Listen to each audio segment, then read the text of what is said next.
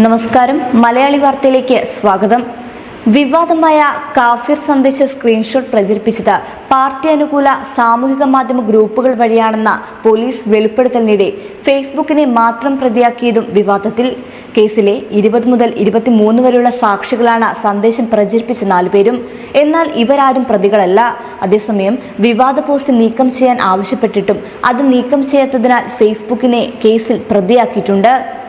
പോരാളി ഷാജിയാണ് ഇനിയും പോസ്റ്റ് നീക്കം ചെയ്യാത്തത്. ഫേസ്ബുക്കിനെ പ്രതിയാക്കിയതുകൊണ്ട് തന്നെ പോരാളി ഷാജിയെയും ഈ കേസിൽ പ്രതിയാക്കേണ്ടതായിട്ടുണ്ട്. പോലീസ് കോടതിയിൽ നൽകിയ റിപ്പോർട്ടിൽ പരാമർശിക്കപ്പെട്ട വടകരയിലെ ഡിവൈഎഫ്ഐ നേതാവായ അധ്യാപകൻ പഠിപ്പിക്കുന്ന സ്കൂളിലേക്ക് കഴിഞ്ഞ ദിവസം യൂത്ത് ലീഗ് പ്രവർത്തകർ മാർച്ച് നടത്തിയിരുന്നു. തിങ്കളാഴ്ച വടകര പോലീസ് ഹൈക്കോടതിയിൽ സമർപ്പിച്ച സത്യവാങ്മൂലത്തിലാണ് സന്ദേശം പ്രചരിച്ച വഴി കൃത്യമായി വിശദീകരിക്കുന്നത്. ഇനി ഫേസ്ബുക്കിനെ പ്രതിയാക്കിയ ഇരട്ടത്താപ്പും ചർച്ചയാകും. അന്വേഷണം ഏറ്റവും ഒടുവിൽ എത്തി നിൽക്കുന്നത് വടകരയിലെ ഡിവൈഎഫ്ഐ നേതാവായ റിബേഷിലാണ്. റെഡ് എൻകൗണ്ടർ എന്ന വാട്സപ്പ് ഗ്രൂപ്പിൽ 25-ന് ഉച്ചയ്ക്ക് 2:13 ഈ സന്ദേശം ഷെയർ ചെയ്തത് എന്നാണ് പോലീസിന്റെ റിപ്പോർട്ട്.